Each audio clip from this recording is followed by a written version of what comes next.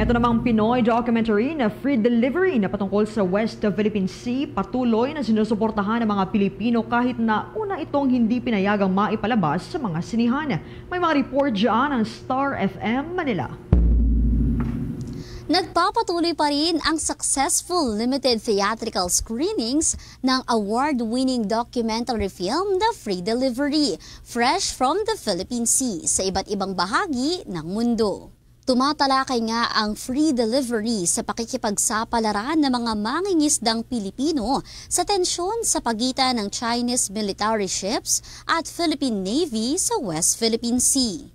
Matatandaan na ang Free Delivery mula sa direksyon ng award-winning filmmaker na si Baby Ruth Villarama ay nakatanggap ng Tides of Change Award sa Doc Edge Awards 2025 sa New Zealand.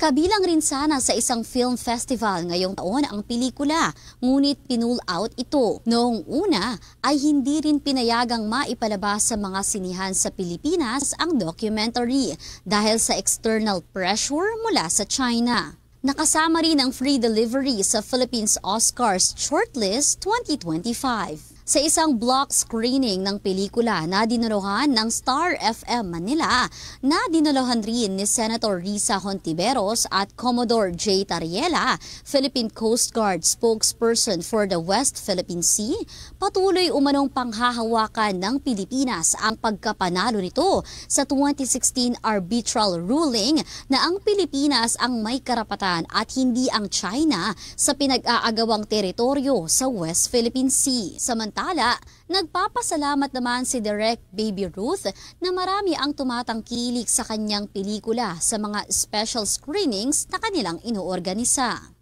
Sabi ko nga parang may silver lining siya dahil nagsara man ng pintuan yung ating festival dito sa Pilipinas. Pero tingnan mo naman, biglang parang mabait pa rin talaga ang universe sa atin. And I guess if a story like this is meant to be seen, hahanap talaga ng paraan ng tadhana para maipalabas siya. This film is for every Filipino who wants to believe that the West Philippine Sea exists and who wants to believe that, there is hope for our nation to be great again. Tuloy-tuloy naman ang paglayag ng Free Delivery fresh from the Philippine Sea sa bansa at magkakaroon rin ito ng special screening sa Sydney at Hawaii. Yan ang report mula rito sa himpilan ng 102.7 Star FM Manila. Nag-uulat Star DJ Kimi Gora, and this is Bombo Radio Philippines, the #1 and most trusted source of news and information. Basta Radyo, Bombo!